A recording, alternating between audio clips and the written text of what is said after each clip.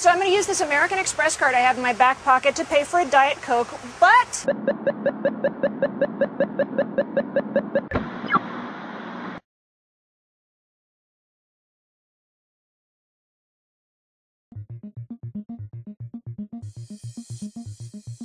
Welcome to Boing Boing TV. I'm Shani Jardin, and I'm here at the O'Reilly Emerging Technology Conference, or ETech, in San Diego.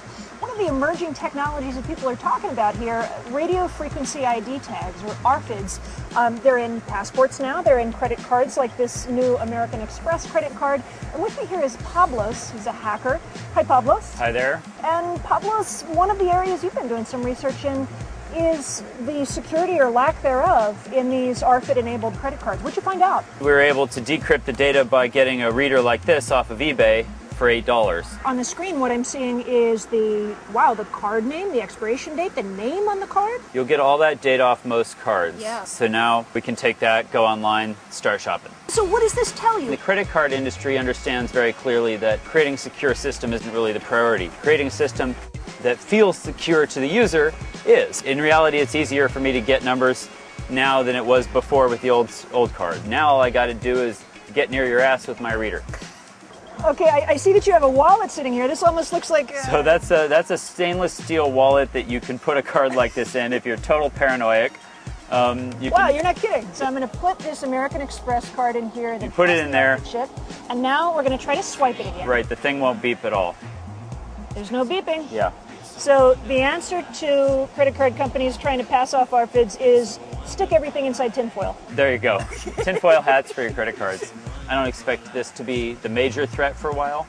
People are stealing credit card numbers from websites, and that's still pretty easy. So. But the point is that there are more and more ways to leak that information without knowing it. Well, plus it's a passive surveillance system. You know, with a bigger antenna hooked up to this, I can go into Starbucks and get the name of everybody there. Well, what's happening here is I've got a reader just like at the store. Right. This is just a bunch of cables to convert the interface to USB. That's just geek stuff, but that's not hard. Sure. All I have to do is just get near you with my reader. You may not even know it's happening, and I've got your credit card number. So in fact, even though it's supposed to be more secure, they've in fact made it easier for me to steal credit card numbers. So the accessibility of devices that can read the data and the clustering of different kinds of data, that those two factors combine to make people unfortunately, vulnerable. I mean, a secure system would have had the decryption happen way back in a banking institution, in a secure data center. Instead, what's happening is it's being decrypted right there on the counter. So right now, you actually have to walk up with the laptop and swipe get up to your ass with my credit card reader. In the future, I hope to be able to do it without even getting anywhere near you. Wow.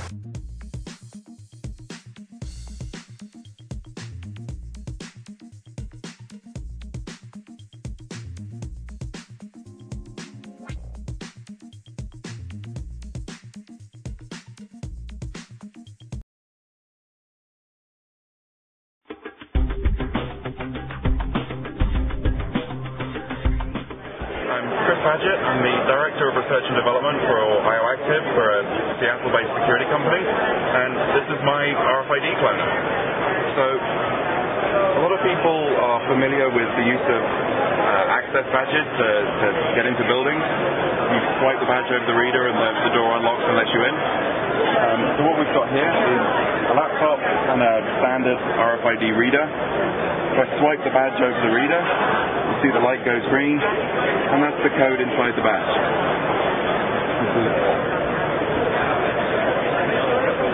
I can take my cloner here. If I push this button, it puts it into learn mode.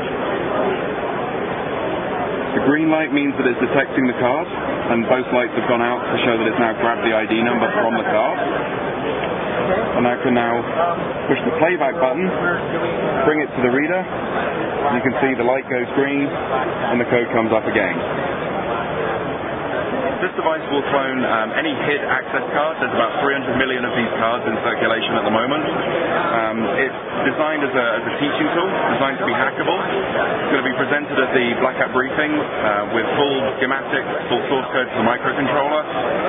Hopefully get a few more people interested in RFID, give people some information about how it works, how to mess with it, get some more pressure on these vendors to fix these lousy RFID implementations. These cards are intelligent. There is a microchip inside here that, you know, it has some processing power. You can think of it much like a smart card. It's very similar technology to a smart card, just uses a different way of communicating with the reader. Anyone that's thinking of implementing an RFID-based system needs to make sure that they've got equivalent protections in it to a smart card. As this system stands at the moment, I can walk past someone on the street, maybe stand next to them in an elevator, and I can grab their card ID and get into the building. It's a very poor implementation, and there needs to be some additional security implemented into it to make sure that attacks like this just plain can't happen. It's not an acceptable situation. These things are as capable as smart cards, and they need to have security that are equivalent to smart cards.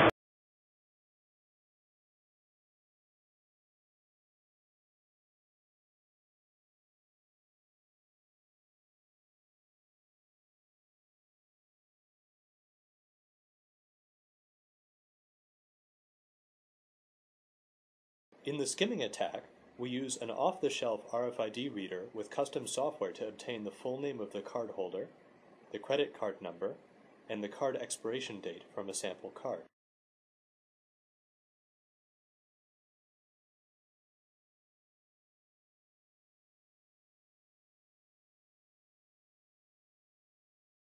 In the replay attack, we broadcast a pre-recorded radio transmission previously captured from a credit card.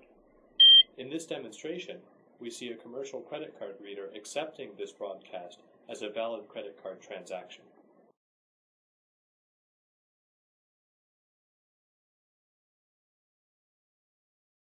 In an eavesdropping attack, radio signals are broadcast between a commercial credit card reader and an RFID-enabled credit card and are picked up by an eavesdropping antenna placed nearby. To provide intuition into the nature of these radio signals, in this demonstration, we display them on an oscilloscope. In this example, we see one command that's sent by the credit card reader and one response from the credit card. Zooming in on the response from the credit card, we see the radio waves that can be interpreted by a simple computer program to reveal the raw data broadcast by their credit card. When these data are transmitted to a computer, they look like this, and when analyzed, the data reveal look like this. This is the data revealed by one single command in a transaction. When we look at the data from a complete transaction, among these data we find the complete credit card number, the card holder name, and the card expiration date.